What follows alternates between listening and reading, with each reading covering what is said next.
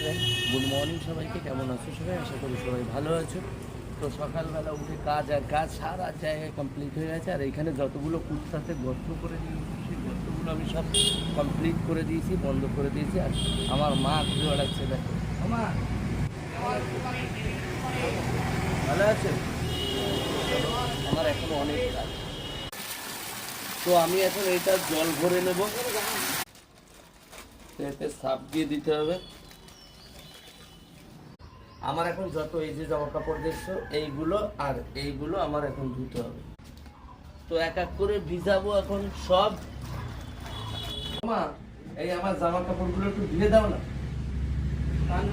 হ্যাঁ, কি সাবান? সাবান দিয়ে ধুয়ে দিবা?